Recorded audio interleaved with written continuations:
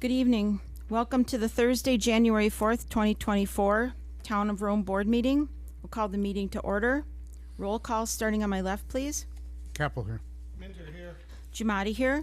Bauerheit here. Certify the posting of the meeting. I certify that on Wednesday, January 3rd, 2024, the agenda for the Town of Rome Board meeting for Thursday, January 4th, 2024 was posted at the Rome Town Hall at 1:07 p.m., posted at Quick Trip LLC at 1:13 p.m., posted at Nakusa Port Edward State Bank at 1:17 p.m., published in the Wisconsin Rapids Tribune at 12:55 p.m. Okay. Item 4, we'll approve the agenda with a change, please. Move to approve the agenda with the change of moving item 11 to before item 10. So it'll go items 9, 11, and then 10. I'll second the motion. We have a motion by Supervisor Minter, second by Supervisor Capel to move item 11 prior to item 10. Any discussion? All in favor? Aye. Aye. Opposed? Motion carries. Item 5, Pledge of Allegiance.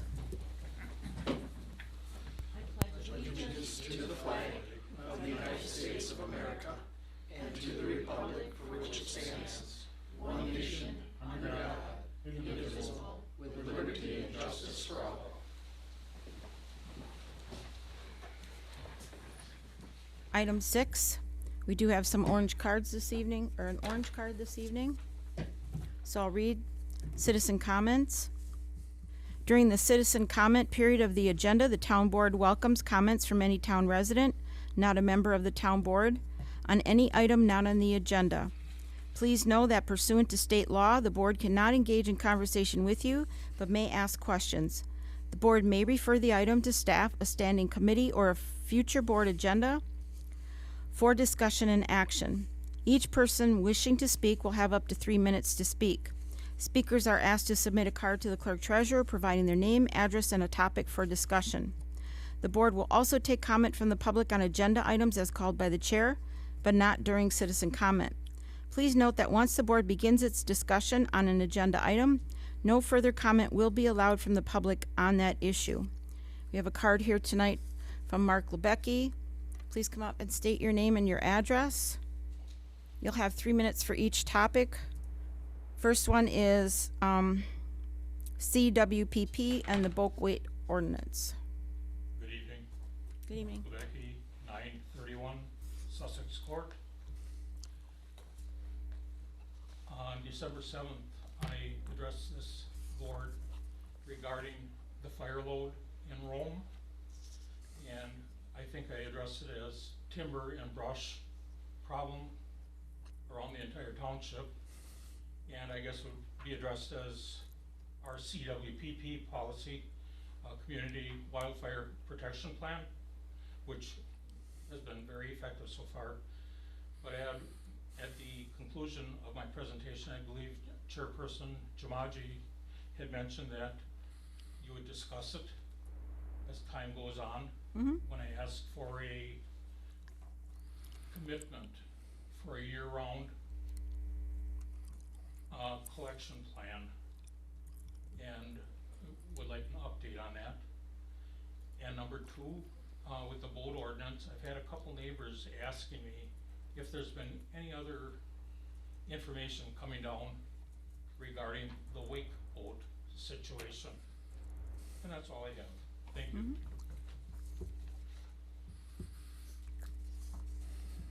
I will make a comment. We're not allowed to discuss this, but we have had regular updates on the wake boat ordinance. And we did say we would provide you with an update. Notes were taken, and we will be coming forth with that information. There's been legislative action being taken, and it's coming forward. And with the concept of a preemption, it would be prudent of us to wait before we would take any action at this time. So we are waiting to see what the legislature does. Thank you. Make a copy. Plus, of I that. think we also said that we weren't going to do anything until after people came back from Florida or wherever they went for winter. Right, because we wanted more community input. Right. Thank you. Okay, moving forward, thank you. No action contemplated except possible referral to future agenda. Number 7, informational updates, meeting recaps, recent correspondence, current events, and announcements. Discussion and possible action on the following items. Oh, I'm sorry. That's You're right. going a little I'm too sorry, fast just a there. little too fast. Didn't mean to rush I have things. nothing. Start on the left. I have nothing. I have nothing. I actually have several, so Bob, if you'd like to go. I have nothing. Go ahead. Okay. See, I had a few here, actually. I did receive one from Sam Schultz, our contracted community planner. He is looking forward to meeting with us now that we're into the new year and to get some project planning moving forward with the Rome Town Center. So we'll be setting up a meeting to do that. I also have a email now moving forward with Rain Garner, the Plan Commission, and she works with MSA. And we had talked at the Plan Commission and also the town board to move forward and get a scope on what they could do for us with realigning the design for the master plan at the Rome Town Center Park and for the pickleball courts. And she'll be bringing something forward real soon for that, for discussion with pricing options. And we also received a letter from the 14-mile the 14-mile watershed group for strategic planning in the new year.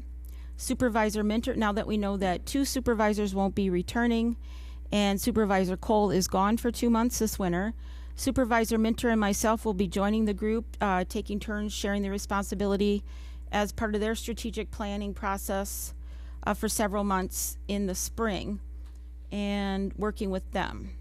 So let's see, I think that's pretty much what I have. Oh, and Zoning Hub, we are scheduled for a soft launch on our Zoning Hub software in the zoning department, which we're pretty excited about.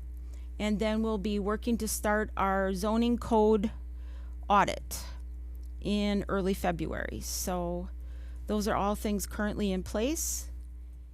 And we'll be then talking about our strategic planning, as well as did find out today that there has to be some research going into our comprehensive planning, as we found out that it wasn't actually at the stages we thought it was with North Central Regional Planning. So we'll be looking into that and moving that forward. So thank you. Madam Chairman, I do have one thing now I think of it.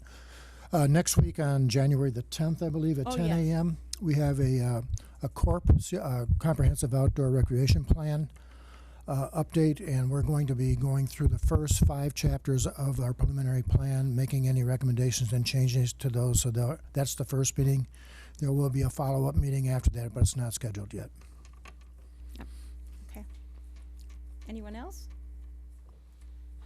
Okay, great. Now, moving forward. Discussion and possible action on the following items. Discussion and action approval of the December 20th, 23 meeting minutes. Move to approve the December 20th meeting minutes. Okay. Second. Motion by Supervisor Bauerheit, second by Supervisor Minter for approval of the December 20th, 2023 meeting minutes. Any discussion? All in favor? Aye. Aye. Opposed? Motion carries. Item number 9, discussion and possible action, approval of the recommendation from Plan Commission for proposed planned unit development project plan amendment for property owned by Wisconsin Dunes LLC Sand Valley Resort. They want to come up, make your presentation. I'll just read a synopsis from the Plan Commission meeting for when that was approved. The applicant, Wisconsin Dunes LLC Sand Valley Resort, has requested approval for an amendment for their planned unit development PUD project plan. The Sand Valley PUD was first approved by the town of Rome on March 3rd, 2014, with a master site development plan, project plan, that identified a variety of improvements centered around creating a first-class golf experience. The approved plan did not originally anticipate significant housing components. However, after longer-term market factors have led to consideration of housing as part of the development. The PUD project plan has been amended multiple times since 2014 to allow for different layouts and development as Sand Valley grew.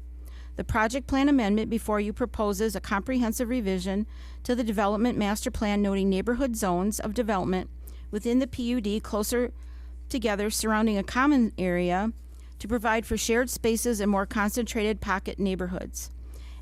The applicant has provided a presentation to the Plan Commission and Town Board at a joint meeting November 16th, 2023. The proposed project plan incorporates feedback received at that meeting. So, hi Baker. Hello. Go ahead. I don't have anything. Am I putting something on here or no? Sure, you can if you like. I don't have anything with me, so. Oh, okay. We all have the have it in our- original we have it in our presentation if packet. you'd like. Okay, Sure. Great. Okay. So I'm happy to run through it. I know we've been through it a few times. I think you've done a great job of summarizing all the things that, we've talked about. I think Sand Valley really is focused on, as you said, creating a great experience, not only for, golfers, but for all the resort guests, and then for those visiting generally this area, right? So, as we continue to grow, the feedback that we receive from our guests is, we'd like to, have what we create, we'd like to create a stronger sense of community, and by doing so, we'd like to bring the homes, a little bit closer together, and then allow that to then, that excess land to be used for what we are calling shared public amenities. So, open up the sand dunes, create lakes, create greenscape, walkability. The key slide for me, which is this called Sand Valley Future Vision. So we can go through. I'm happy to go through all the slides, but a lot of it's you guys have seen. But to me, the main goals of what we're trying to accomplish here in that Sand Valley Future Vision. I'm not sure what exactly what page it is, but it's got a great graph that I think we've touched on. But if you think about our goals, I think I mentioned community, human interaction, meeting places for neighbors to connect, reconnect, resort guests to be able to meet, and so that's one of our goals. I think, yeah, a desire to have a more walkable resort, so to be able to get from one end to the other end of the resort, walking through greenscapes, natural areas, where you can have the happenstance meeting with somebody you've never met. You may cross a family with a golfer, and those people can meet in this commons area that we'd like to plan out even further. And then once you're in these homes that are closer together, the walkability. So we like to say you're within a minute walk of a natural amenity. So you go out your front door, you're on a lake, you're on a sand dune, you're in a on a putting green or a fairway or a walkable green space. That's our goal, is to sort of bring all that together. I think we always are focused as a company on restoration. So, as you know, most of the property that we own was part of the red pines and the pulp industry, thinning those pines out, bringing those dunes back, letting the hard old growth trees come forward. Those are all part of the plan as we continue to grow through the resort. And then use that natural topography that's there, those great sand dunes that are already there that make for great golf, but also make for great family. My personally, I've got small kids. They love playing on the sand dunes. They love being in the lakes. And I think,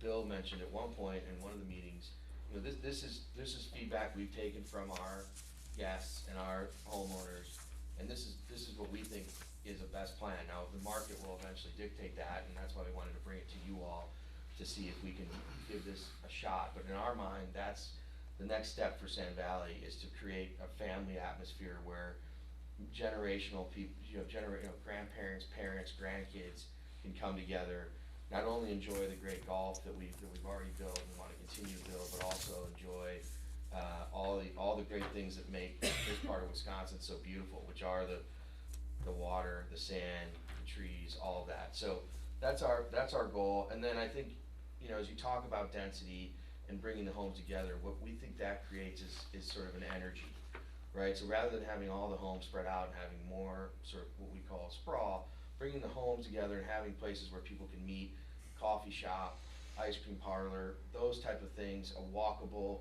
community, that creates an energy that we think is attractive to anybody that comes to Sand Valley. So that's our sort of goal, and I think that this slide in particular does a good job of summarizing that. I'm happy to go through the plan, I mean, again, these are, to Bill's point, these are drawings that we hired, backing up a little bit, we hired a third-party, company, a land planner, an architect called Hart Howerton, they're based in San Francisco. They've done several, projects, including, Sea Island in Georgia, they've done, I'm trying to think of some of the other ones they've done, and they're listed on here, but they've done, Palmetto Bluffs in South Carolina, they've done, the Chatham Bars Inn in Cape Cod, so they've got a great, history of helping land plan resorts and creating these sense of communities, and that's why we hired them. So they've gone through and drawn, you know, several different images of what these communities could look like. And then ultimately, you know, with your all's approval, we'd like to, you know, come back with some, you know, true land plan and market that, for folks to be able to buy those lots. All these, the similar, model that we previously discussed, everything that we plan to sell in the resort, to a third-party owner would be in the rental pool, and would be used as a hotel room as well. So, I'm not sure if there's questions beyond that, or if there's detail on any of the particular, slides. I'm happy to go through any of it, as much detail as you all need. Anyone have any questions? No, I was just curious, is Sedge Lake full yet or not? Sedge Lake is full. Oh, so I figured it would be. And you gotta come over, it's beautiful. Well, And the peninsula is taking form, and so we're really excited about that, and then as that continues to grow, there's, you know, we've got some golf in that area, we're gonna build some, we think some really fun things that hopefully everybody comes and enjoys. And to be clear, you know, everything on that side is open to the public, you know, we're, you know, you come in the resort, we want you to come explore all the different things. We've got a new restaurant opening, and hopefully at the beginning of the season as part of the tennis center, that should open in the beginning of this season. So we welcome everybody to come check it all out. Any questions? Madam Chair, Oh, yes. just for the record, to kind of follow up on your introduction, just a general note that the item was considered at the Plan Commission at its meeting on December 12th, 2023, where a public hearing was held, after which a recommendation was made by the Plan Commission to approve the amendment to the PUD. Well, thank you all for the Perfect, time. thank you. Appreciate you. Oh, you do have a question, Bill? I'll make a motion that we approve the recommendation from the Plan Commission for a proposed planned urban development project plan amendment. I'll second that. Any more discussion? All in favor? Aye. Opposed? Motion carries. Thank you very much. Appreciate the time and the effort. Yes, thank you. Thanks, Thank you. Baker. Thank you again for making the trip. Look forward to seeing you back. Item number 11, discussion only. Visit Rome agreement renewal and extension request. No. Oh, yeah. Yeah. Yeah. Current expiration date of December 31st, 2025. We have Lisa making a presentation for us.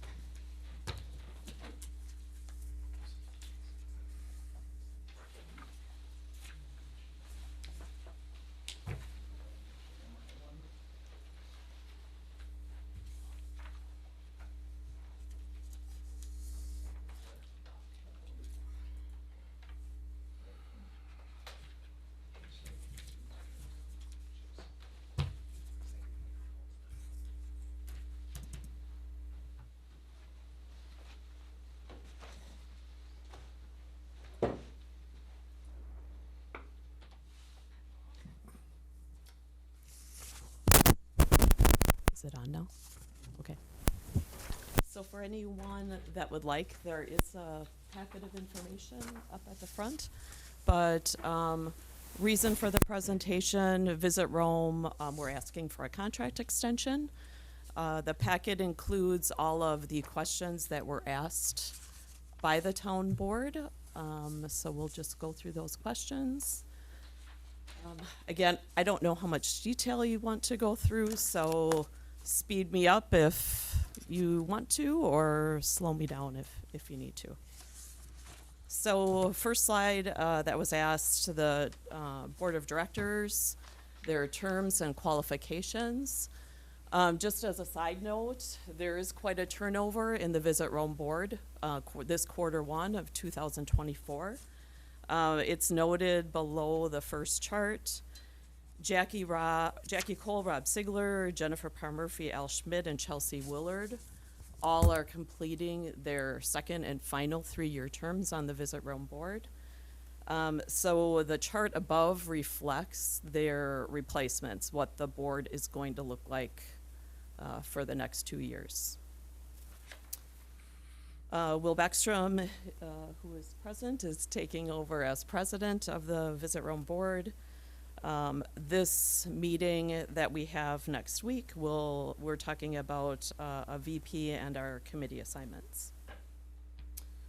So to the left are the board members, to the right are the qualifications that we've spelled out in our bylaws. Do you have questions regarding that? Do you want more detail? No? Okay.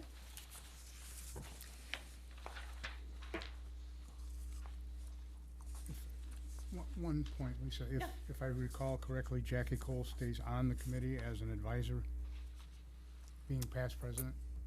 I'm not quite sure. Okay, Actually. that's what it said in the bylaws. I think Okay. that's in the officer section of their bylaws, so, Yeah. the idea and intent behind that, as I recall, was to provide that guidance. Transition. And have that continuity, for a new president to step into, and so I believe Right. that was. Oh, okay. Right. All right. So the next 2 slides, I was asked what we think have been Visit Rome's top accomplishments to date. So the 3 that we thought were our grants and committee funding programs, our workforce development initiatives, and then lastly, what we've done in terms of digital marketing, which have provided significant exposure for Rome tourism. I'll back up though. So in terms of grants and community funding, we started our tourism grants in 2021 with program refinements in 2022. We'll go through the detailed grants on a later slide. I know you guys asked what all the grants have been up to date.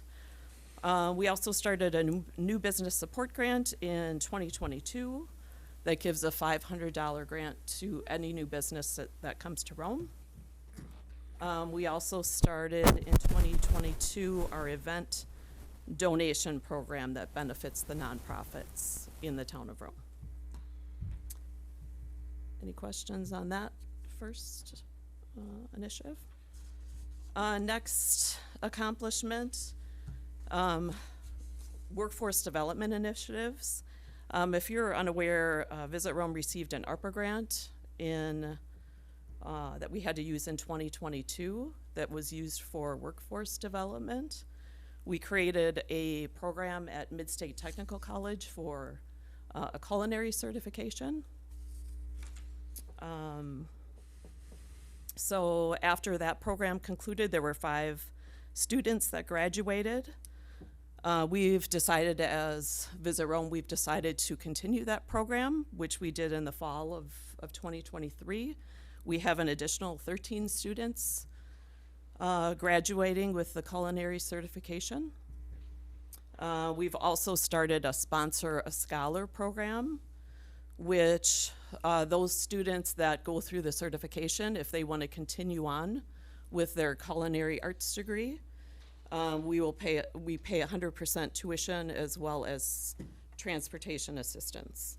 And currently we have 2 students enrolled in that program to get their associate's degree.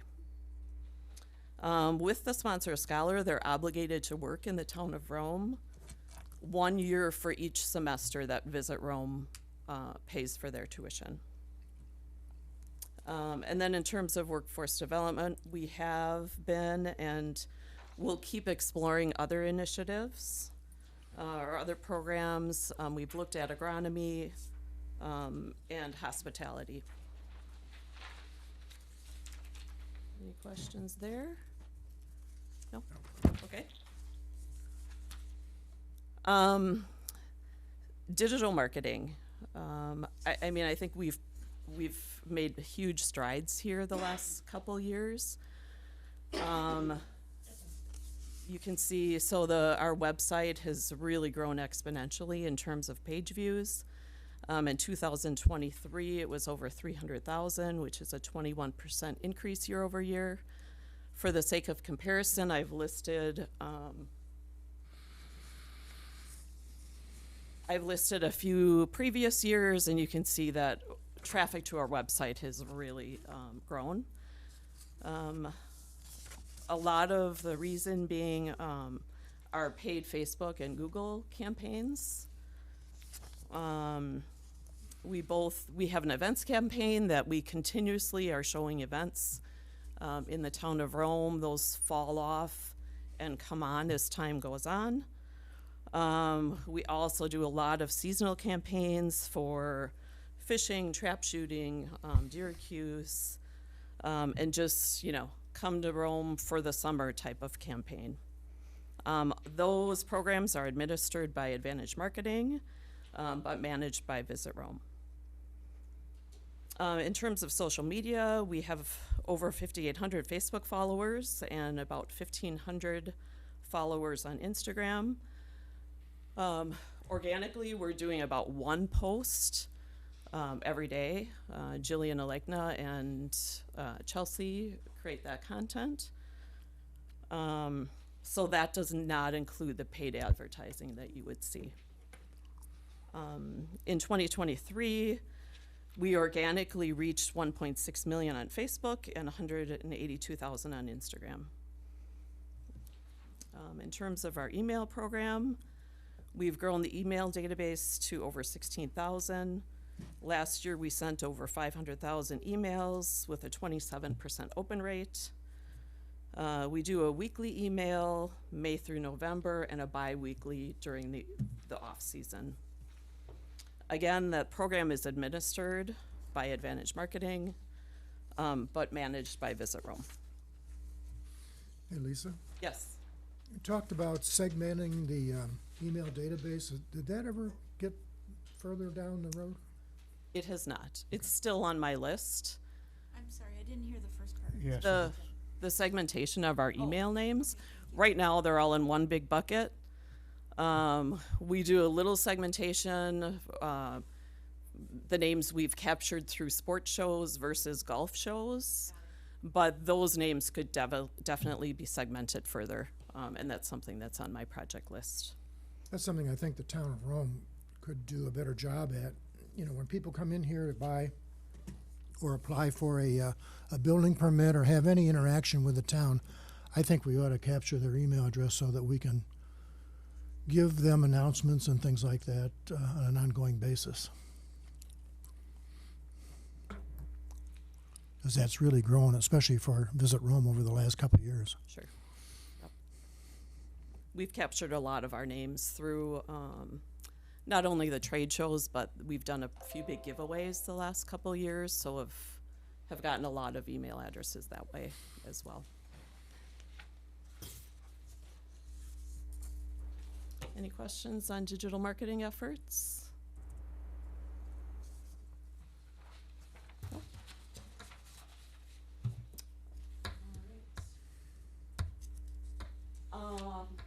Our financials, I was asked to provide our 2023 actuals and the 2024 budget.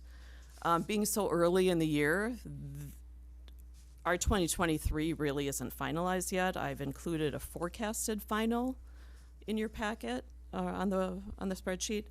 And then also our finance committee has met to come up with a proposed budget. That'll be put before our board on the 10th though for approval. So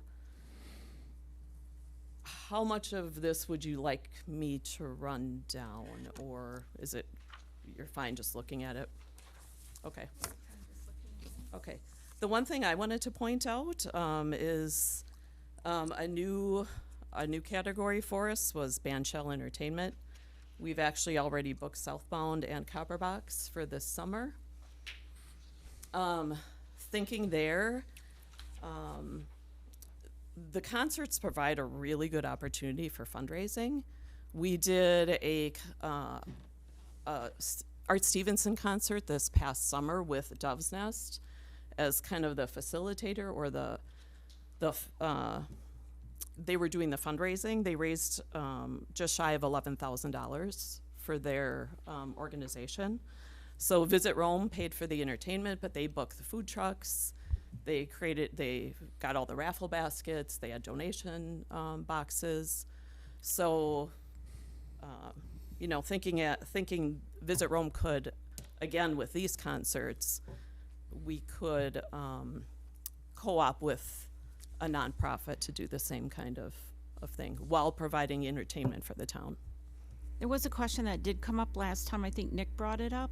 Is there something that we have to do as the town with them as a, I think you brought it up last time that a question came up that if there had to be some agreement or something that they booked the programming, we would have agreement with them to do that With for the us? nonprofit? No, on our behalf, if they're booking the programming for us? I believe that came up at some point. Maybe I misunderstood. At the last meeting, but I think there's been, I think we were going to have conversations. Yes, I think We did maybe have, that's what we it did have a was. subcommittee meeting and we talked about it. I think Yep. we'll probably bring it before the Parks and Rec Committee meeting, and then if we approve it, then we'll bring it to the board for final approval. Oh, okay. Well, I think it should be, So, in other words, it's going to be coming before the board at some point. At some future date, yeah. Okay. So I guess last year we've booked concerts at the gazebo for several years, so I guess I was just assuming it's the same. Now, this just kind of takes it one step further as far Sure. as controlling the calendar for the bookings, for Okay. all bookings Yep. over there at the Yep. band shell. I just didn't want there to be concern that we booked these two bands. Okay. No, we've been very grateful for that, and some of these concerts that have been held have had 50-50 raffles that have raised additional money for Parks and Rec, so that's been very nice. oh, I'm not saying that we're not grateful, but I'm just wondering if we do need to have any sort of agreement in place to have that. I'm not saying no, I think we need to hear what the proposal, whatever that discussion is and Yeah. leads to. It ultimately ends here, right, in the board, is what I'm hearing, that's the Yeah, intent. either that or Lisa could put it in the extension agreement. Nick, what is the proper way to handle that, please? Can you Well, advise us so- what we need to So do? work through what exactly that proposal looks like, and then, bring it to the board and have that conversation, and then we, depending on what that proposal looks like, we can set in place something that's in Yeah, writing that's- and gives us some assurances of what that process looks like and who's doing what in it. Or do we even need it? I mean, is that the correct process to use when we have something like that? I mean, we've never done that. I mean, So it depends on what that looks like, right? It doesn't So, hurt. I mean, there's just a couple things that come to mind. Part of it is booking. Part of it is, what I'm hearing is there's maybe a nonprofit that is in charge of certain elements of it, which that takes this a little bit further, right? So it's more than just booking. I think we need to hear what that proposal actually looks like, and then we can, we can put in place something that if we need to kind of monument exactly what that process looks like for us and them. If that- that's all I if was that helps. asking, who's responsible for Yeah, what? the other thing that I think we were gonna discuss too would be what the rates would be for booking the gazebo for a private party, or not the gazebo, but the band shell for a private party, whether they book the whole band shell or just the food service portion of it, whatever. So we'll have some rates to approve for that as well. To that though, I think that there was some discussion at one point about reserving that and what that might be. I can't remember. I don't if think we established a rate though. established it or just like kind of did a preliminary discussion, but you may wanna look back at, I Yeah, think we that will. the board, we had looked at that. There's a fee schedule that I believe we approved on our fee schedule. It's on the fee schedule, we approved it. So just maybe take a look, and that doesn't mean that can't be modified or with additional pieces, but start with that, cause I think we did have that conversation and set a fee, at least in part with proposed. Yeah, I think it needs to be modified a little bit. So is the southbound event the inaugural event for the band shell? It is. That's exciting. 7th. They'll draw a good Yeah. crowd. Yep. That'll be fun. So, and I've already talked to, so with the Dove's Nest concert, we had Up North Brewery. They served their beer. We paid them for the beer, or Dove's Nest did. And then Dove's Nest took all, the profit, obviously. So I've already talked to Up North Brewery, and they're in for these 2 concerts already. Okay. So, just a great way to provide entertainment and for a nonprofit to make, to raise some funds. Any other questions on the budget? I guess the other thing I wanted to point out, so you'll see the net income at the top. One of our financial policies that we put in place this year was to take 15,000 of each time we get a lodging check, a lodging room tax check from the town, 15% of that automatically goes into our capital reserve account for large projects.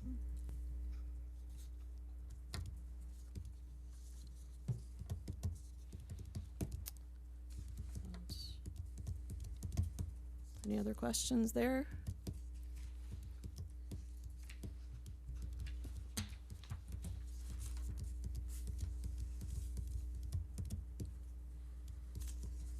All right, so this was ultimately a question that addressed, last time I was here, I showed a pie chart where 5% of the expenses were tourism development. And I guess I just wanted to say, ultimately, everything that Visit Rome does is tourism promotion and development. Whether it's our board expenses, our operational expenses, our payroll, everything we do is for tourism development and promotion. But for our financial reporting, I do break that out a little further. So promotion includes expenses like branded merchandise, sponsorship, digital advertising, our visitor's guide, anything really that you would think of as promotions. Development to this point really has only included the Link the Lakes project. So the $90,558 that Visit Rome spent in 2022 and the $24,262 that we spent in 23, all were paid to Jewel Engineering for the design of the tunnel and the trail system, the phased 1 of that project. So there was a question asked what that 5% was. It was the design costs.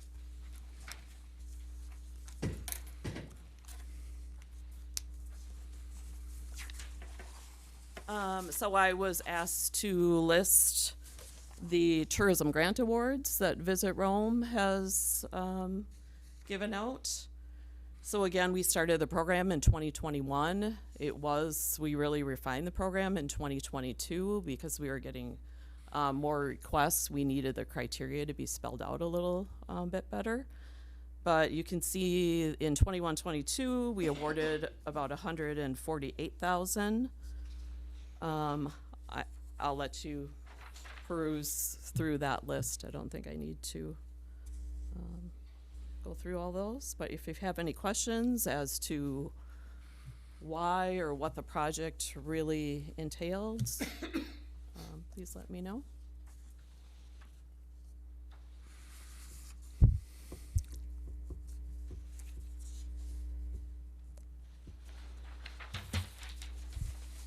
And then on the next slide, what were the 2023 tourism awards?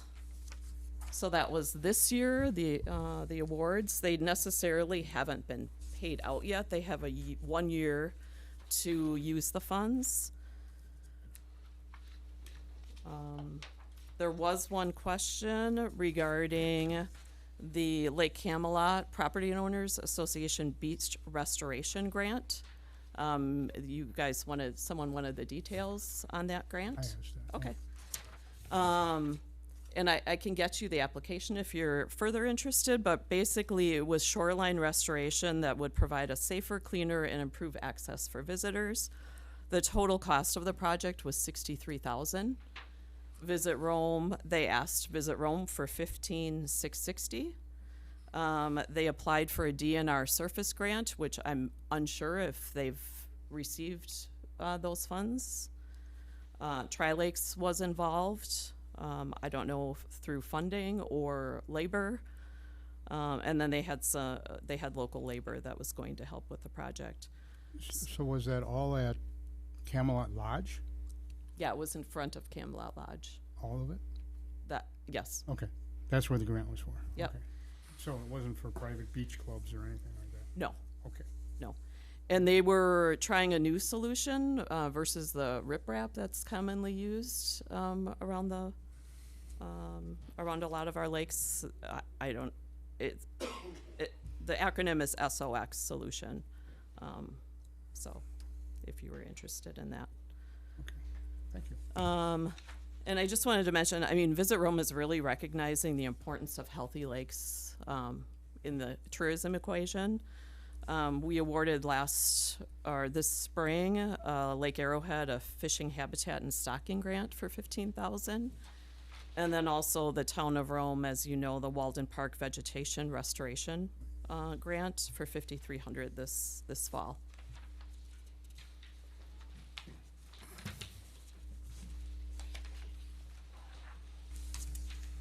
I did want to mention we have a few multi-year funding commitments. So the Town of Rome Center Development, we entered into a 5-year commitment in 2021. So that'll expire in 25. That's a $25,000 per year contribution to the development of the Rome Town Center. The Sand Valley Pond Hockey Tournament, the initial sponsorship of $27,000 in 2022. We decided for 2023 to enter into a 3-year commitment that spanned 2023 to 25. That's a $20,000 sponsorship per year. For a lot of that is advertising, attracting teams. Last year, if you're aware, they had 2 individuals traveling around the Midwest trying to recruit teams to play in the tournament.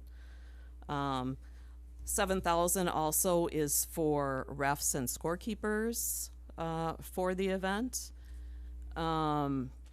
Visit Rome actually made the contact with the Booster Club at Lincoln High School, so those clubs provide all the reffing and scorekeeping for the entire weekend. The goal, I wanted to mention, the goal that we've talked about with Sand Valley is really to grow beyond the Sand Valley grounds and to have Visit Rome maybe take a step further into the planning of the event. Wanted to mention some other current considerations by the Visit Rome board. Again, we really think that water quality is a very important part of tourism, obviously. We were contemplating an annual fund. I don't even have the amount, but $25,000 that would be put towards water quality initiatives. We actually purposefully got Scott Bordeaux on our board. He was the president of Packers and has his career was in water quality, so very knowledgeable individual. He would likely be managing that funding. We've also talked about an increase to the Rome Town Center annual commitment for pickleball, landscaping. We know there are many projects beyond what we're contributing to at this point.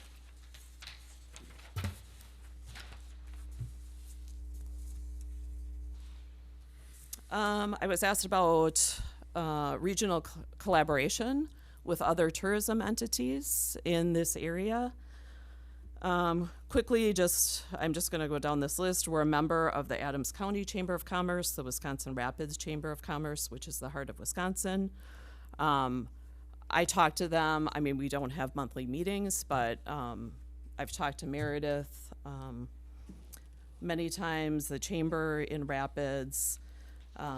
Laura Hook was the old executive director in Adams County. I've had a lot of conversations with her. There is a newer director for Adams County now, Megan Steckelberg. She's been on maternity leave, but have had several conversations with her. And we said when she got back from maternity leave, we would start a monthly meeting. We're a member of Destinations Wisconsin. I attend the Travel Wisconsin annual conferences. We sponsor a variety of the Adams County events, including the Farmers Market, the Let It Glow event, the Duck Derby. I was recently asked to sit on the Hospitality Advisory Committee at Midstate, and just mention that because Sarah Brish of Stevens Point is also on that committee. And I've talked to her, I've had lunch with her. And then lastly, just some collaboration with Megan. We've talked about some co-op opportunities with digital marketing, and then we also are attending 3 trade shows together this spring: Madison, Milwaukee, and Chicago.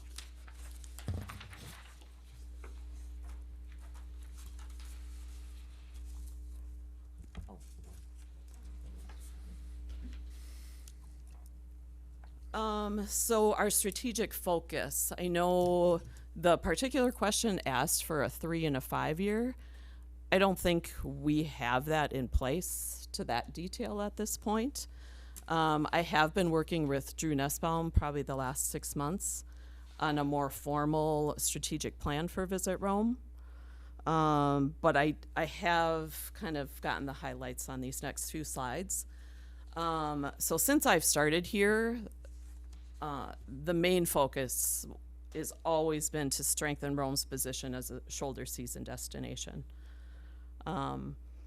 So we continue to support off-season events with sponsorships, raffles. We have a line item in our budget called event upgrades, where we're just wanting to make the events better. It's just Jillian and I in our office. We know we can't put on all the events, but we surely can help with funding and marketing to make the events that are successful in Rome even more successful. So that's kind of the path we're taking. We continue to promote off-season activities through marketing efforts. We've really promoted ice fishing, spring fishing, hiking, snowshoeing, cross-country skiing, snowmobiling. I wanted to mention, I don't know how many of you are on Facebook, but a lot of these ads are targeted outside of a 60-mile radius. A lot of people ask me, well, we never see any of your advertising. Well, we're not trying to get you to come to visit Rome. We're targeting outside areas. Did you do anything with the ski hill, the ski jump? In terms of their event? Yeah. Mhm. Okay. Yep. They actually have 2, Bill Arneson, obviously you probably know Bill. There have been a couple younger members that have joined Tri-Norse, and they really have done a lot with their events and creating new events. I know. Have a they're- lot of fresh ideas. They're trying to grow it too. So, yeah. Yep. Other major objective is prioritize the expansion and development of new attractions and continue to build awareness of current attractions. One thing that is being proposed is a Visit Rome grant writing committee. That's something that I've just dabbled in the last 2 years that I've worked here. I guess I thought it might make sense to collaborate with the town of Rome on a lot of these grants. I know for the TAP grant, I work with Jamie and Brad a lot. So I don't know if it would make sense to have one committee, grant writing committee, between the 2 organizations. We continue to work on the Link the Lakes project. I know the state just met, our region just met last week to rank the projects, and the state is meeting in the next couple weeks to approve the TAP grants. We'll obviously continue with our tourism grant awards. That touches on a lot of development and of the attractions. And then obviously our marketing and advertising spend.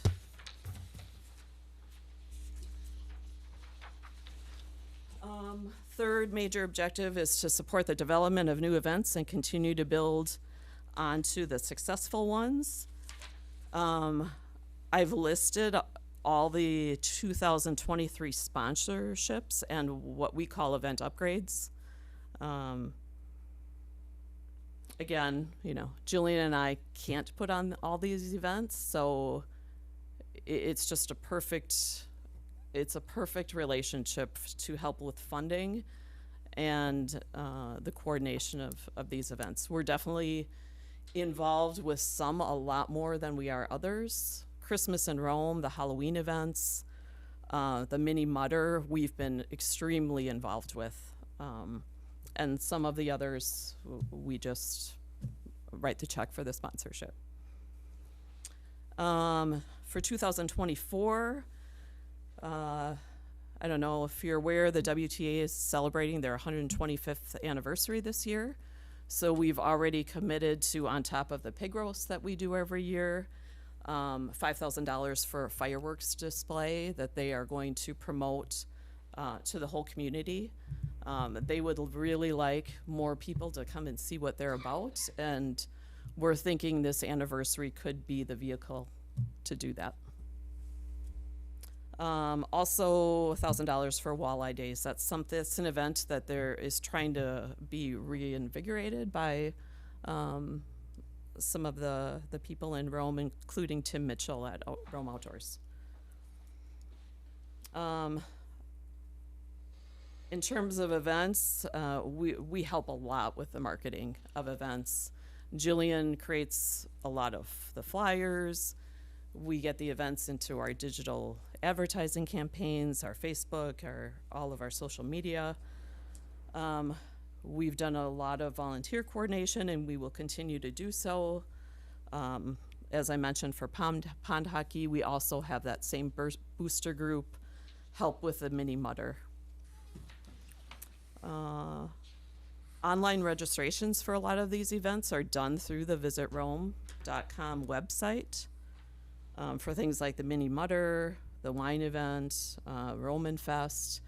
So instead of people having to drop off a check at Lake Arrowhead, they can now sign up online, which has been really nice for the organizations.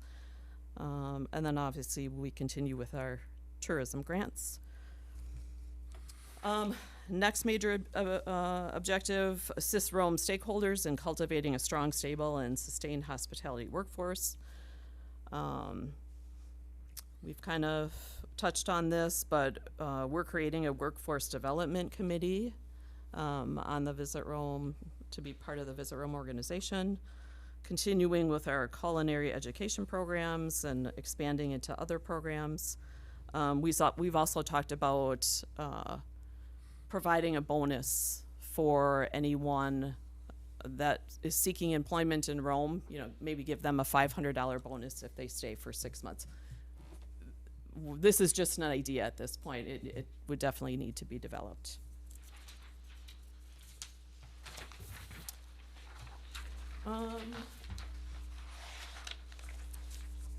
So in the last major objective is just to champion Visit Rome's mission and vision. And I wanted to, I don't know, I think we put our mission statement on a lot of our documentation and our visitor's guide. But I've worked with Drew to come up with a mission, vision, our core values, our reputation, and our position. So I'll let you read those.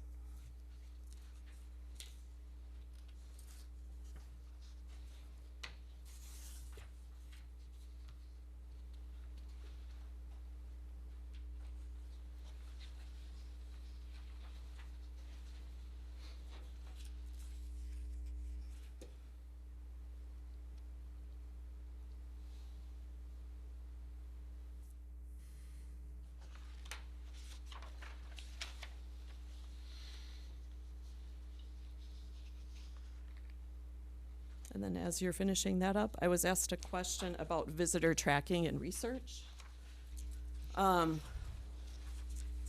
current visitor tracking and research comes from the following sources. Travel Wisconsin provides a lot of information on target markets. They know a lot about who is coming to Wisconsin, what they're doing, and they share all that information. Obviously, it's not specific to Rome, but we do take a look at that information. I know I went to the Iowa Sports Show for a few years, and that was a direct result of the information I got from Travel Wisconsin regarding a few of the cities in Iowa that they were target markets for Travel Wisconsin. Our social media insights, I know those aren't exactly people that are visiting, but they are people that are interested in Rome and following us on social media. There's a variety of insights available. The digital ads that we do, again, a dashboard for Google ads and Facebook ads. There's a dashboard we can look at to gain a lot of information on who is, when they're served up an ad, who's clicking on it. Again, those aren't the people that are visiting, but they're definitely the potential tourists. And then Advantage Marketing, again, is the marketing firm that we partner with for our digital our digital paid ads and our email marketing. They also work with Sand Valley. They're very familiar with this area and golf. They specialize really in the golf industry. So with them doing a lot of the targeting of our digital ads, I mean, they're obviously probably know more than I do. So that's where we're really, that kind of is where we're getting our research right now. There are many paid subscriptions that use geolocation of cell phones. So you can see, they're pinging, their cell phone pings who's coming to visit Rome. We could surely buy into those subscriptions if that's something that you guys are interested in. I guess I would caution, would it be just a nice to know, or would we be acting on it? Because they are an expense. But definitely something we can explore. The other thing I thought, I would assume Sand Valley can provide some of these insights as to where people are coming from and how long they're staying and such. Another thing we could explore is Google Analytics. Again, that would be for more prospective travelers. That's something that I've dabbled in. I'm definitely not an expert, but I'm sure we could get to that information.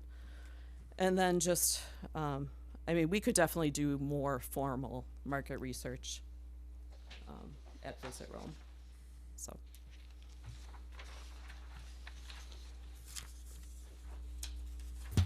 And lastly, kind of brings us full circle as to the Visit Rome agreement extension. As we talked about, our current agreement ends the December 31st of 2025, and I know that seems like a long time away. I've talked again to Drew. I kind of consult him on a lot of things. He said typical agreements are 5 to 10 years. Someone like the Dells has a 20-year agreement. Really, this whole discussion started. Visit Rome is really outgrowing our one office in the Rome Realty building. Jillian is now full-time. We have Chelsea that we've contracted with, who's kind of in and out. We've talked about hiring interns that could help us with some things, and that's really hard to do in one office. So that was kind of the beginning of this discussion. Just wanted to mention, we've really invested in Visit Rome staffing. I mean, obviously I'm full-time. We brought Jillian on full-time as the marketing and events coordinator as of January 1st. Again, we have service agreements with Chelsea and Lydell. He's our creative writer. I just think it's difficult to retain and attract talent without knowing our fate, without a longer term commitment. I definitely think we need to do some succession planning for the staff and the board members. I mentioned this last time, I'm 57 years old, so I probably will want to retire in 4 to 5 years. Will Beckstrom, who is our president, will term out in 2025. We've lost a lot of experience on our board, and we'll lose a few more people this year. So we just definitely, we need to have a plan in place. Also, we've started development of a policy manual and other documentation where legal expenses are incurred. Nick has helped us write some policy. One of my goals for this year was to continue with that policy manual, as well as complete a 5-year strategic plan. Lastly, consideration of projects requiring a substantial financial outlay. The Link the Lakes project will definitely go past 2 years, so that's kind of hard to comprehend, a project like that, without knowing if we'll be in existence past 2 years. We continue with workforce development efforts, programs created with Mid-State Technical College. You know, we're telling kids, or not kids, students, you know, get the certification and we'll pay for you to further your education. You know, how long can we say that without an extended agreement? Again, we've talked about a Waller Quality annual commitment, increased support of the Rome Town Center development, and then we've also talked about and have been approached to contribute to a disc golf course.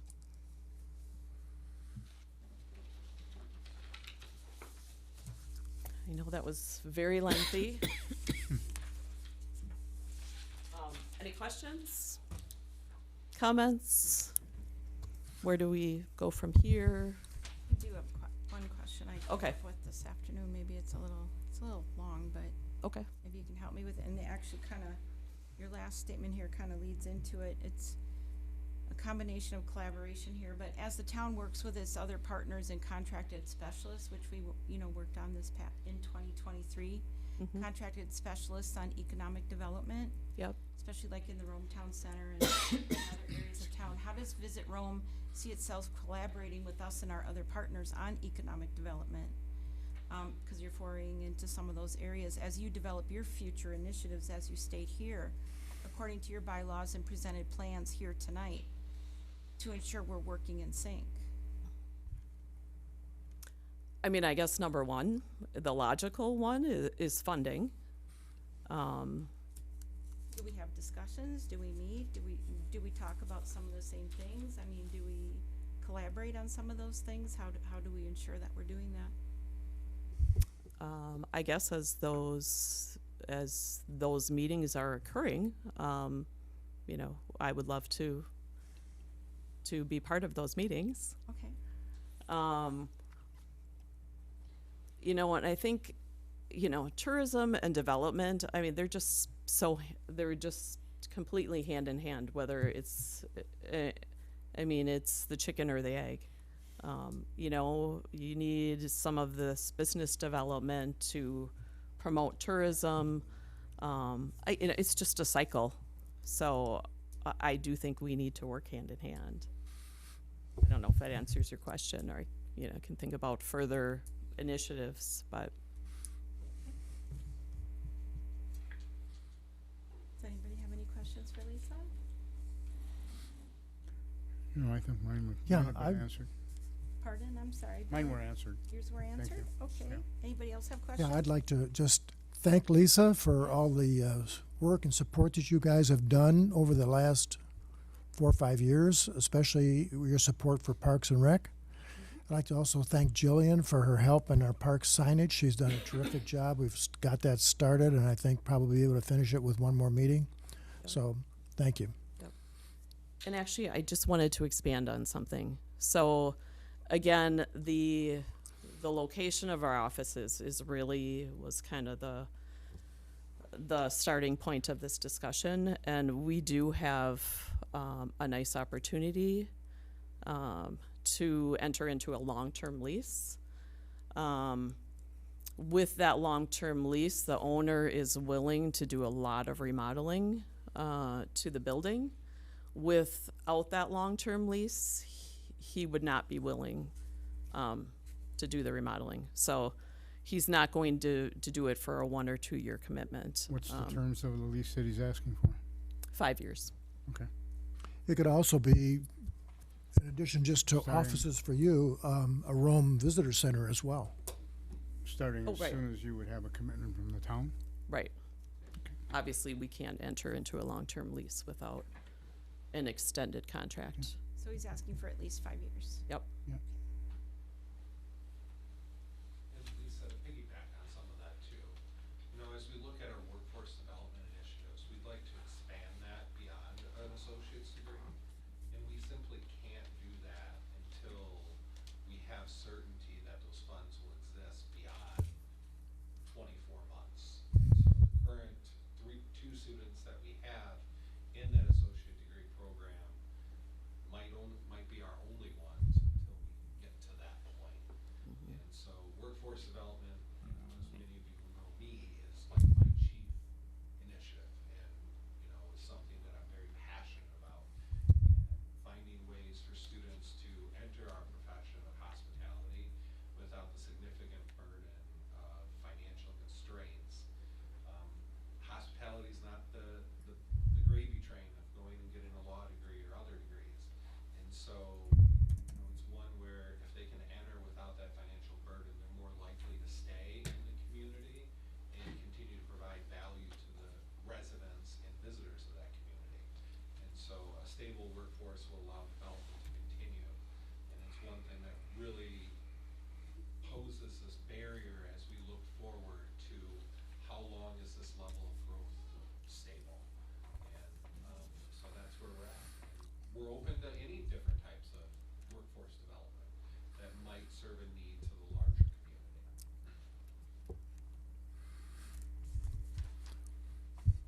Yeah, I look forward to being presented with an agreement that we can approve and move forward with it. So we'll work with Nick and we'll talk about it at our next board meeting and Okay. I just have two questions. Did you have some Okay, questions, just- Nick, just or a verif- couple. So, just so I'm clear, and this isn't necessarily agreement related, but it is, an item that is related to your second bullet point on the extension slide. So is the idea to have a visitor center then part of, those offices? I had read that as offices, but are you also looking at maybe, are you looking at something with enough space to have a visitor center for the town? Our current offices are our current town visitor center. Mhm. And so any new office space would include some sort of element to welcome people to our community.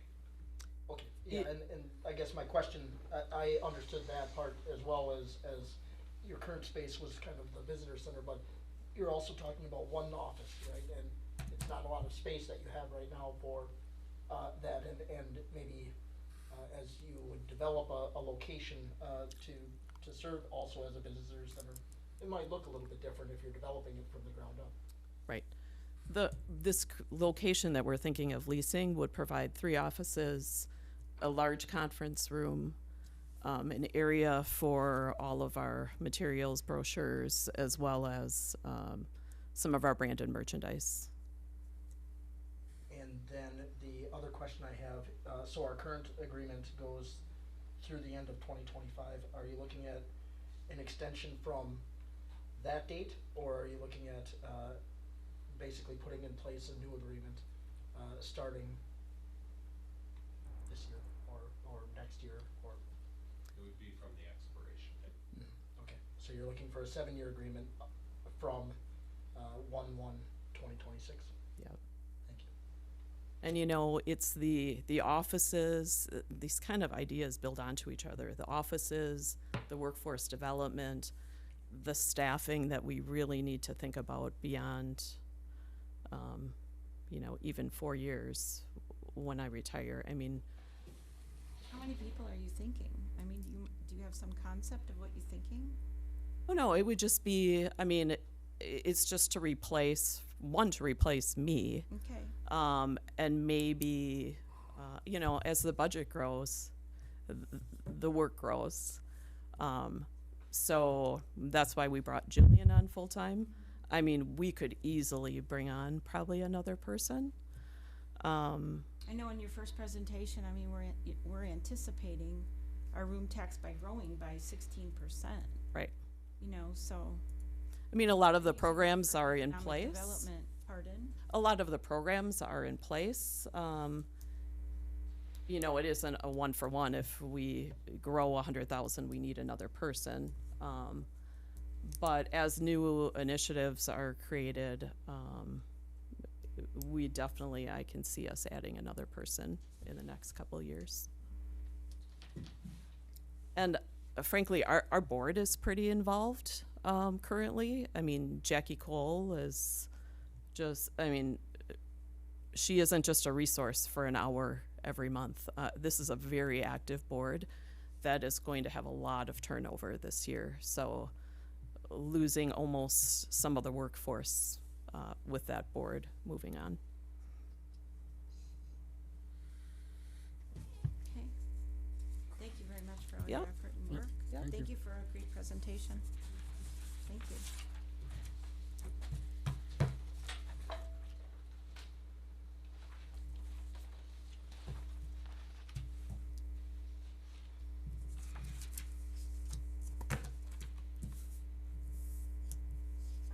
All right.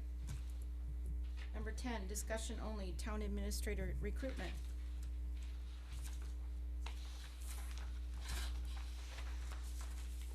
You know, we talked about hiring one of the agencies to help us with the recruitment, but I think that we could start with some of the methods that we used when we hired Taylor, who is our planning and zoning and office administrator now. We seem to get a lot of pretty good feedback from that. I'd kind of be curious to see what we would get if we were advertising for a town administrator through the same process.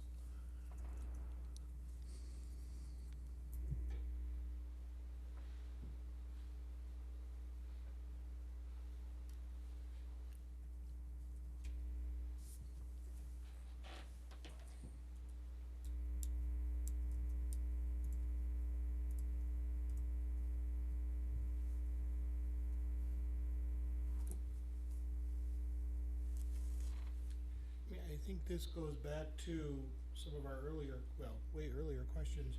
Do we know what it is that we would like this new town administrator to be doing, to be responsible for? You know, will it look similar to what the prior person's was, or will there be different duties? I don't know that we've ever really come together on a job description, which I don't know if we can advertise for anything without a job description, without expectations of what we want this person who would be applying to do. Well, I think it would essentially be what we had before. We had Jamie updated her job description before she left, and that would be a perfect place to start if we were going to have a discussion about it. No, I totally disagree, Bob. I think we need to take a real hard look at that job description and especially in the areas of planning and some others, planning and zoning areas where we're weak right now, where we have just contract help. We really need to look hard at what that job description says. Another area was HR, which we came to that conclusion early last summer. Yeah, HR is definitely lacking. Well, what we have right now is a good place to start if we're going to have that discussion, is all I'm saying. I also think we need to take into consideration that, you know, the last process that you yourself went through in 2018, you know, you had a discussion of the evaluation of the current, you know, well, at that time, the administrator. You went into closed session, talked about it, then you posted for it and, went through a recruitment process. That process took you 3 months. You know, you discussed the candidates and, you know, now we're looking at 2 of you not returning. So how is that fair to 2 new board members that'll be coming on? I mean, so that process, that's a 3-month process. So there'll be new board members seated here. That creates a fragmented process, Bob. So, you know, the previous town administrator came into a turnkey operation.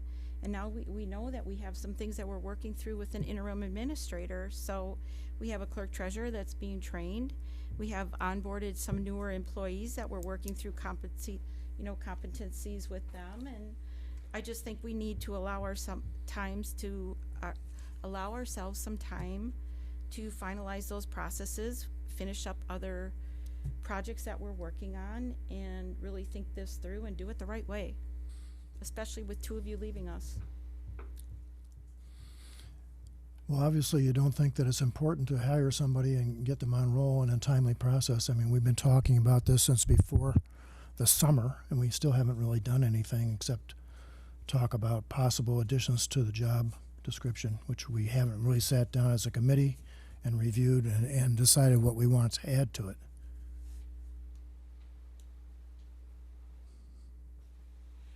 Yeah, I think even though 2 of the members are leaving and we'll have 2 new coming on in April, I do think the process needs to continue to move forward.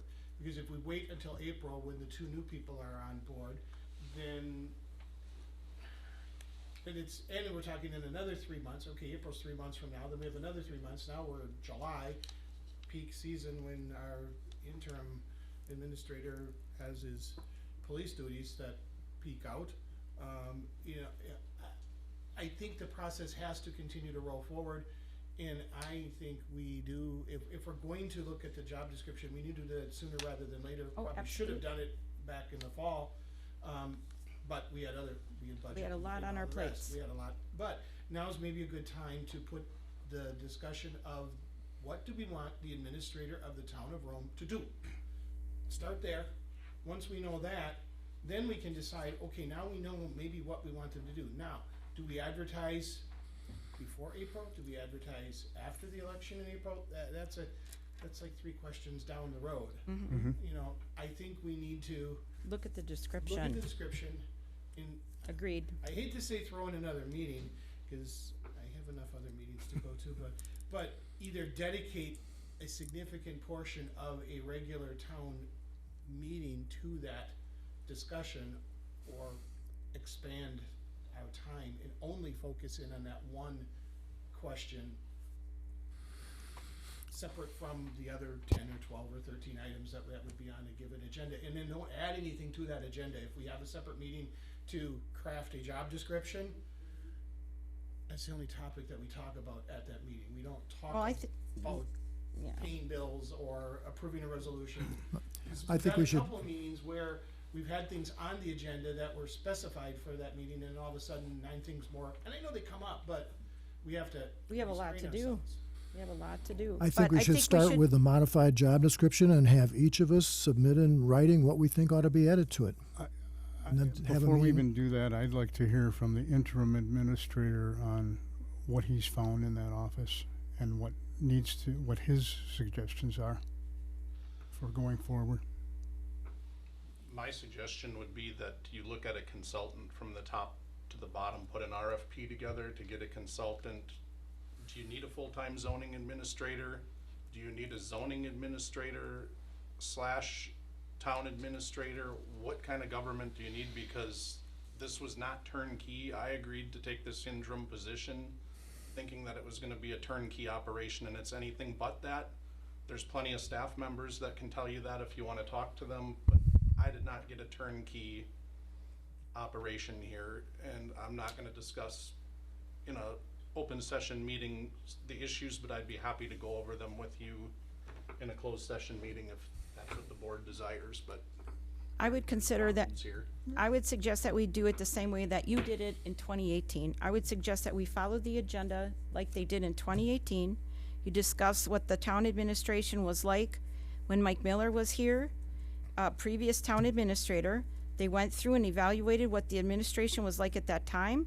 They went over the job description, then they posted, or the other option would be is that you put out, we already discussed Public Administration Association in Appleton, have them come in, evaluate what we currently have. Other communities have done that as recently as 2022. Cottage Grove successfully did that. They came in, evaluated, they had a complete turnover, had several people leave because of their culture there. They had employees leave, one retirement, so-called retirement, came in, had them come in, evaluate them. They completely restructured. Same company did it for them that we looked at earlier in the fall, and help them completely restructure. We could do that as well. It's the same company we discussed, Public Administration, from Appleton area. We could have them come over and talk to us. They gave us a cost estimate last fall already, or last summer. It was $11,000, between $11,000 and $16,500. They were the same ones that were gonna, Just for recruitment. pardon? That was for recruitment of the Right. administrator. Or we could have them come in and help us with I think we need restructuring. somebody to come in and take a look at this organization. I do too, I do too. Because I think it's in trouble.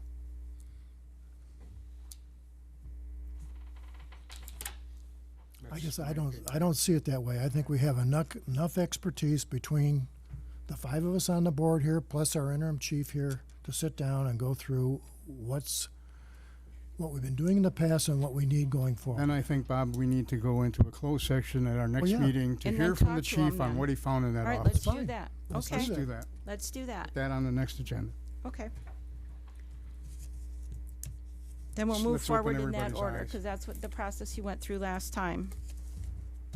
We'll move forward that way. Then I'll make a motion that at our next meeting, so we're agreeable and we have it on record. It's discussion only. Oh, you're correct. Thank you for I asked that correcting it be me. placed on the next agenda, and I'll do that at the end. All right, sounds good. Discussion and possible action, approval of resolution number 24 in observation of and celebration of International Migratory Bird Day, May 11th, 2024. I move that we approve the resolution for the International Migratory Bird Day. Second. We have a motion by Supervisor Bauerheit, second by Supervisor Minter, for the approval of resolution number 24 in observance and celebration of International Migratory Bird Day, May 11th, 2024. Any discussion? All in favor? Aye. Item 13, discussion and possible action, allow the police department to raise funds to start a K-9 program. I put a memo in the packet. We'd just like to do some fundraising, apply for grants. It's between 20 and 30,000 for a K-9 with the equipping of the squad car, cost of the dog, and the training. It'd be assigned to a current officer, so I'm not asking for another position. I'm asking for a dog to assign to somebody that's currently in the department. Are you gonna sell replicas? Anything we Fundraising? can, I guess. See Visit Rome, they'll help you with fundraising. I'll move that we allow the chief to start raising funds for a K-9 program. Second. We have a motion by Supervisor Capel, second by Supervisor Minter, to allow the police chief, or the police department to raise funds to start a K-9 program. Any discussion? Does the dog come pre-named, or do people get to name the dog? I believe they pick, The name's already picked when you guys get the some dog. kennels it's picked and some they notify you ahead of I time. think Fun that's a, thing to have a name that's the a, dog contest. I know, it would be. for $100 you get to name the dog? Yeah. Yeah, it's a lottery. And it's usually in Dutch. Well, if the dog speaks German, I'm okay. Yeah. If the dog's trained, you're not Teach gonna us all. wanna rename it. All in favor? Aye. Opposed? Isn't it, what's the German name for I? All in favor? Yeah. Jawohl. Jawohl. Approved. Okay, number 14, discussion and possible action. Approval of the revised resolution 23. Is that right? That doesn't look right. 23-22, the 2024 wages and per diems. It's a revised. Okay, sorry. Move Did- to approve the revised resolution 23-22 for the, regarding the 2024 wages and per diem as presented. I'll second it. We have a motion by Supervisor Minter, second by Supervisor Bauerheit for the approval of the revised resolution 23-22, 2024 wages and per diems. Did you want to point out anything specific to draw our attention to that was being corrected, or? There was just a couple of wage rates on there that were corrected. There was, one of them was a dollar, supposed to be $1.50. It added to their, a normal rate, and it was done as a percentage instead, so it was error correction. Okay, thank you. Any discussion? All in favor? Aye. Aye. Opposed? Motion carries. Number 15, discussion and possible action. Add certified survey map review fee to the zoning fee schedule. I put a memo in the packet on this one, pretty much common practice, except for here, even the surveyors that are calling ask what the fee is, and are kinda stunned that we don't have one, so it's just house cleaning and zoning, and Dan recommended that we would put a fee in there as well. I'll move that we add the certified survey map review fee to the zoning fee schedule. At a rate of, $100. I'll second. Motion by Chairwoman Jamadi, second by Supervisor Capel to add a certified survey map review fee to the zoning fee schedule at a rate of $100. All in favor? Aye. Opposed? Motion carries. Item 16, discussion and possible action. Reappointment of Vito Gardino to the Leicester Public Library of Rome Board for a term beginning January 1st, 2024 and expiring December 31st, 2026. Move to reappoint Vito Giardino to the Leicester Library of Rome Board as a citizen member for a term of January 1, 2024 through December 31, 2025, right? Yeah, No, 26. 26. Wait, It's 3-year. 2 years. 2026, sorry. I'll second.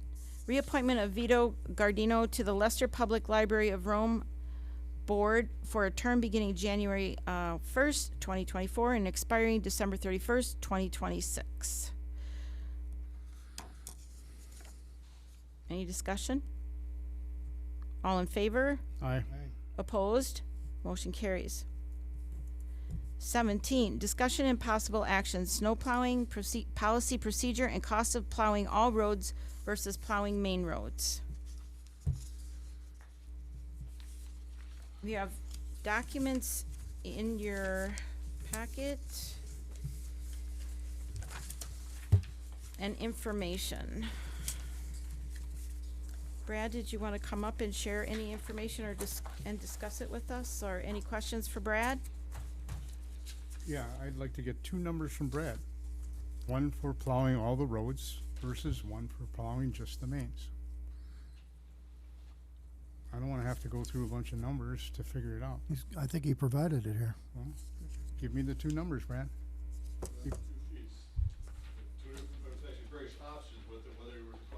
I didn't ask for options. I said, give me 2 numbers. One for No. the plowing all the roads and one for, okay, give me the one for using sand salt.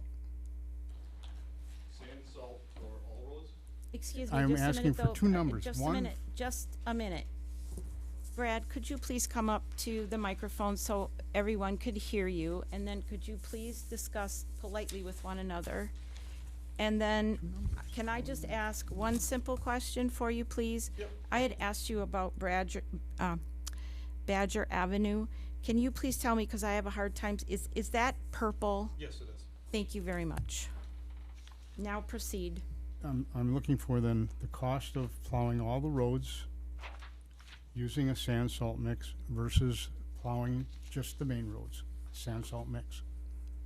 The cost of all just the main roads with a salt sand mix, with no overtime, full-time employees, $1,149.40. Rough estimated. No, what's the total cost? not just the employee cost. That's the total cost? That's the total cost, yes. So that's material, truck, Like it shows up on the sheet, okay. it's a $639.40 for the labor. Then it's the salt sand mix at $318 for the 4 trucks, and the fuel at $192 is how that comes together. Could I ask a question looking at that sheet? Okay, 1,149 to plow the main roads with salt and sand, assuming that there was no overtime involved. Correct. Right. But why is the number in the line above it, no overtime with just salt? Why is that a bigger number than it is with salt sand? Because salt, if it goes up above, salt cost is $108.85 per ton, where salt sand is $15.90 per ton. Okay, got it. Basically, material costs. Okay, materials are cheaper if we use a mixture of salt and sand than if we, got it. Good, yeah. So it's probably better to use less salt. Yeah. Okay, I got it now, thank you. That was what confused me on the 2 sheets, but now I understand. And then, so the total number for doing a plowing with sand salt for all roads is $3,948.35? Yes.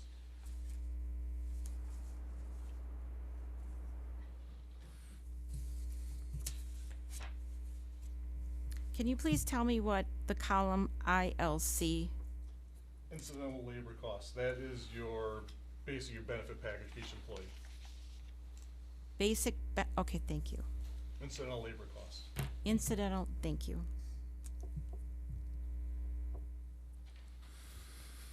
So, if I understand this correctly now, then for doing just the mains versus all the roads, using a sand salt mix for plowing, on average, it's $2,000 difference between the 2 operations. It's assuming they do $2,000 it during the day and there's no overtime. without overtime. Right. Now, the main reason this came back is it was requested to come back because some of us had talked to you about the struggle you were having with the bus routes, which was a motion that was made by the entire board at the last meeting. So, what If was that- oh, I'm sorry. I'm sorry. Did you have more questions? No, Go no, ahead. No, you go ahead. I'm sorry. So what was your ultimate assumption after you went through that exercise? Or thoughts after you went through that exercise? Did you want to share those with us this evening, or are you pointing that out with the numbers you provided us? Nope, because it's on the agenda, wasn't discussion for the, so I didn't really prepare. That anything was the for it. reason why it came back, though, because some of us you had highlighted the bus routes, and you had said it was kind of a struggle, and you thought it might be, because the motion was made, that we would be including these bus routes. So, did you have something you wanted to share with us about your thoughts on the bus routes? I will say, it's, to do the bus routes, in my opinion, is not the right thing to do, to add the bus routes, because I think you're gonna cause more conflicts and more questions from people as to why you're plowing one secondary road and not another. With that too, I will say, in the 3+ years I've been here, I've had 0 phone calls from the bus company saying they had any issues with our roads. And I've had a conversation with the bus company after it was brought to the last board meeting, and they said they've had no problems. Give an example of one that would give you an issue, like with a comment about the bus route, such as Longbow Court. Because you have a bus that's going on Longbow, but you wouldn't do right? Yes. Yep. That's when Or even going- I'm just sorry to pick your street, think I just, a You shouldn't child follow on Long. bus routes for that reason. East Queensway is highlighted on there. If you go down East Queensway, any road that comes off of it's not gonna get plowed and there's gonna be a hump of snow for Right, cars to go up over, and those people are gonna call and say, hey, the plow driver forgot to plow my road. or like the gentleman that was at the last meeting. Exactly his comment, and other people are gonna say the plow just went by and my road didn't, they're gonna be It's fielding gonna have a calls hump at in the end of the road. office that my road didn't get plowed, cause they're gonna plow it and then leave and. I think it maybe just not creates come more back. confusion. Correct. In an attempt to help the buses, we kind of, right, Well, the buses are saying they don't need help, so. And we also reached out, clerk treasurer sent the email out to her clerk treasurer list, and we got 1 response back. And I think they said they're possibly looking into it, but no one has responded back saying they do plow bus routes specifically.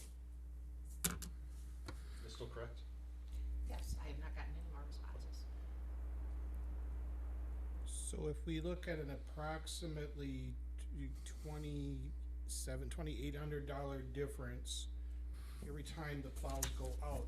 Now, would this be assuming the current 3-inch thing, or would this be snow falls down, plows go out? Snowfall, plows Plows go out, go cause out. they're, Okay, yes. right, okay. So if we, and I know there's no way to know from year to year, because obviously every year is different with how many snowfalls there are and things like that, but how many times last year did the plows, would 30. the plows gone out? 38. 38 total, so, And the year before, not to interrupt you, but the year before, what did you say the number was? 16. 16. okay, so. But that, winter to But winter. you don't that's- know, right, yeah. you don't know, that, I mean, that's with road plowing, it's always, you never know. We could have a really snowy year. So on your budget, what average do you use for budgeting? For materials or labor or For a number of operations? Just number of times you gotta go out. Just You have to use some number to come up with the for the past budget. administrator would come up with the labor, and we'd look at our labor costs from the years in the past and see that we're coming out okay with our budget. I think you'll even see in the budget sheet that's put together, there was 200 or 500 hours for part-time labor. I think it's even noted as snow plowing on the budget sheet. That's it.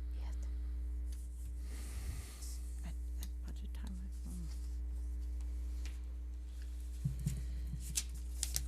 So you didn't do your budget for snow plowing? You didn't do your budget? She did the budget? For the labor part, yes. She put together and then we review it and approve it. And it's always worked out the last 3 years. It might just work this year until Easter Sunday. I'm just joking. I made you laugh. So if we went with a plow all roads at every snow, be $2,700 $2,700 roughly, 2,800 a time. If we had 20 snow events between now and the end of snow season, we'd be talking potentially, although some of them would have been events that you would have gone out and plowed every road anyhow, because they would have been bigger snows. But if we had 20 extra events at 2,900, rounded off, $3,000 a piece, we're talking $60,000 potentially in extra snow removal costs that some of it might already be in the budget. But, so that's really what we're talking about. It's not even that simple, because it depends on when they go out. If they go out, You know, If Well, they go out even- at even- 4 in the morning versus going out at 7 in Right. the Right, morning. but the difference, but the difference is the same, whether they go out at 4 in the morning with some overtime, or whether they go out without the overtime, it's still about, from plowing just the main roads to plowing all roads, there was still about a $2,800 difference in that cost. No, no, Yeah, cost to plow main roads starting at 4 AM with salt sand, $1,708.89. Cost to plow all roads starting at 4 AM with salt sand, $4,508.33. well, That's about $2,800. Cost to plow all roads, no overtime with salt sand, $11.49. Cost to plow all roads, no overtime, $39.48. Well, $11.89 to $39.48 is $2,800. yeah, the big difference is if they use salt. Right, right. I would not be in favor of them using salt on every plow. I guess it would depend upon. Depends on the weather. Salt sand is, much more economical, and probably makes the option of plowing all the roads more, generally speaking, when you go out now and plow, do you use salt sand mixture most of the time, or do you use just salt, or It is it? depends on what dependent? kind of snow it is. Like the other day when it was freezing rain, obviously we had to put Use straight salt. salt down. If it's packed on snow and your temperatures are below 15 degrees, you're gonna run salt sand, cause your salt isn't gonna do anything. Right. Salt sand is, Your you preferred. lose your productivity, the performance of it drastically. Salt sand is a cosmetic to look like there's some traction there. It really doesn't do a lot of cutting Right. compared to what So red really, the salt only does. question we have left here is, he's gonna be within his budget obviously this year, because the weather hasn't been that bad. The only question that we have remaining is, are we gonna plow school bus routes? Really? I think what his recommendation is, we either stick with what we have, just the main roads, or expand it to plow all the roads all the time. I mean, but, That's it right there. That's how I hear it. That's it right there. And leaving it up to his discretion, and that's where we all get beat up, and it comes around every year, right? Here we or are we again. decide for this year, we decide that we are going to instruct the Public Works Department to plow all of the roads all of the time with salt sand when appropriate, or with salt when appropriate.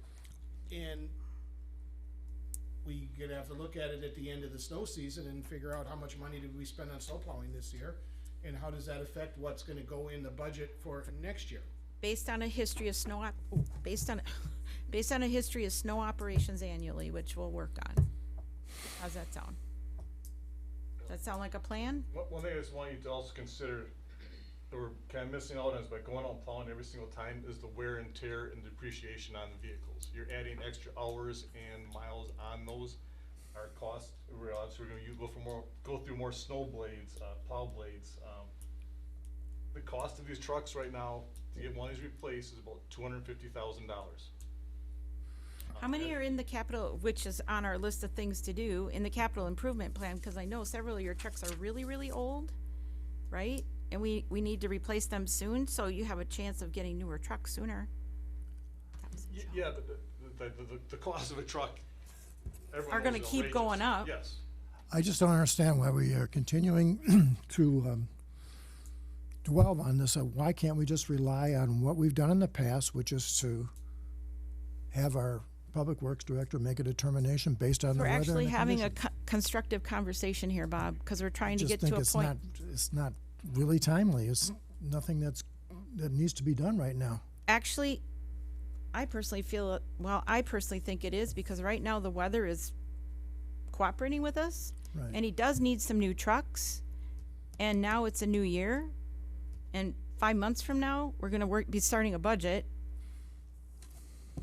Equipment's not getting any cheaper, prices are going up, the economy is still unpredictable, so it's still something to think about.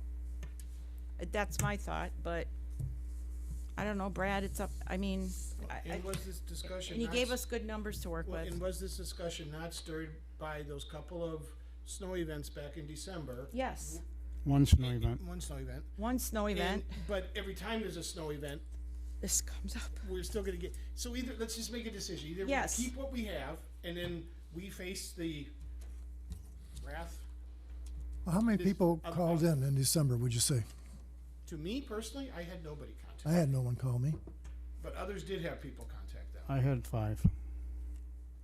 So all But- this but discussion for I'm telling 5 you or 10 that- people that called in? I'm telling you that I wasn't satisfied with that Sunday plowing. We've already discussed that. That's right. Jeez. If you want to just put it on me and not make a change, I'm leaving. I so. think Brad might be I don't care. satisfied to stop being analyzed, and I think I might be happy to not have to deal with this every winter. So I think it might be nice to just have a discussion to settle it once for all, and maybe we can get on a capital improvement plan that he gets some new trucks next winter. He brought up the fact of blades. So it's a logical discussion to have, and Let me why give don't you you let some him history, answer the Bob. question? What would you like to do? When I arrived here in 2010, John Sonnenberg plowed every street whenever he dropped the blade. Okay. Okay? When we had a new administrator come in, That's- they looked at the records and they said, "Oh, we're not supposed to do that unless there's 3 inches of snow." Yeah, they enjoyed a lot of overtime back then too. Well, and yep, we did, and your costs went down. This is definitely a cost discussion. Right. There's no question about it. So definitely the cost discussion, and it's definitely what do you think that people in this town want? I can't answer that question for you because I don't know. I think to help answer that question, they're talking about the snowstorm in December. If I had 4 to 5 people call and complain, after our last board meeting, I had probably close to 12 people call and compliment me on the good job we're doing and appreciating what we're doing. And I had just as many I talked to that thought you were nuts for not plowing, so that's fine. I can't solve this one for you. I'm not going to. Well, you're never gonna solve every problem. You're always gonna have someone call and complain, so You guys, we're not solving anything here, and I thought we were having a very good discussion. We got some really great numbers here. Thank you for providing them, and I thought I'd like to maybe, say I'm not nuts. am I doing didn't my- say I you know were. you aren't, Chairman, but I am not I think nuts. you were helping us very well here. Thank you for the numbers. I'd like to solve this situation, and I thought we were getting there, and It seemed more like an inquisition to me, especially the no, last it's meeting. not, Bob. You're Yeah, it taking, was. I would suggest we just yeah, make the let's decision stop. on the bus I routes thought we and were doing something here, and you're this isn't taking, productive right this now. is not productive now. Well, You two took it somewhere it wasn't going. Thank you, Brad, for please, the can numbers. everybody Let's stop? stop. the bus routes are not agendized, so you can't deal with them tonight. No, it's not. Thank you, Brad, for the numbers. I thought we were headed somewhere positive tonight. Captured if you would all. But what is on the agenda was snow plowing policy procedure and cost of plowing all roads versus cost of plowing the main roads. Right. So we can make a decision as Yes, to we do we can. keep the status quo or do we expand it the other way? All right, well, for purposes of getting us to a resolution point, I got one more question. Agenda, please. As the Director of Public Works,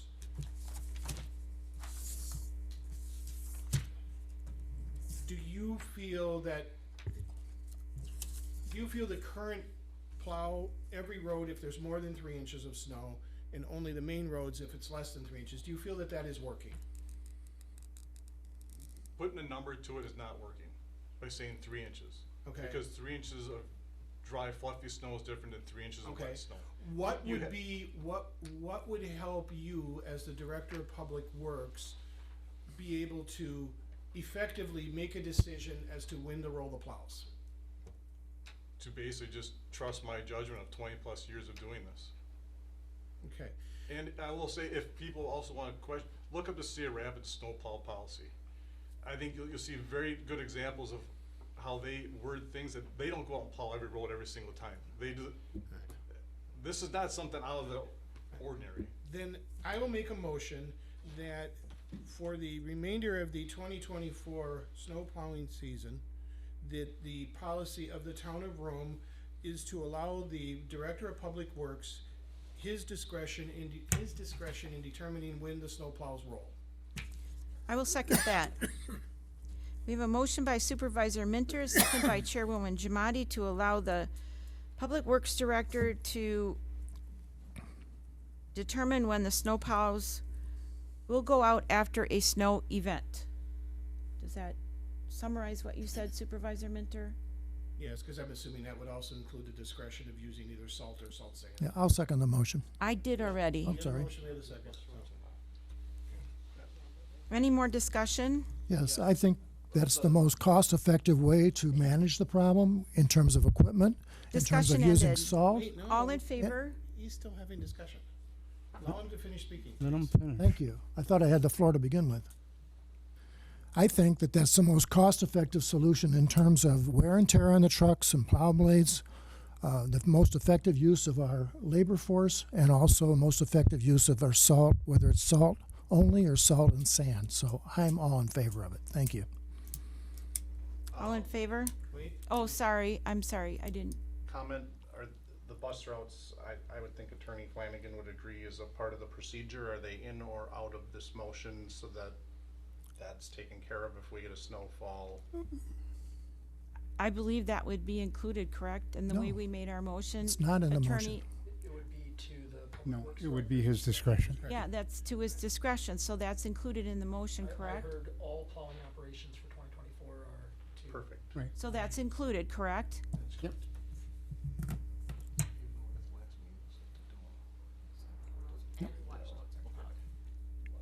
Yes. Thank you very much. It's included at his discretion. Yeah.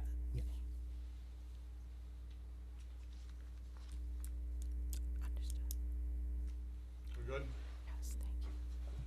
Are you gonna call the question? All in Have a favor? question? Okay. Aye. All-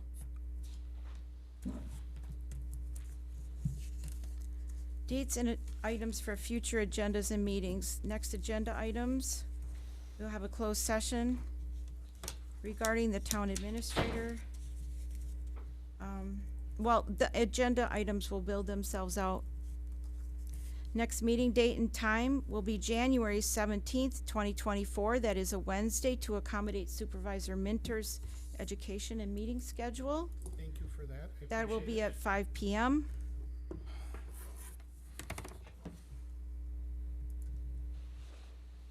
Meeting adjourned.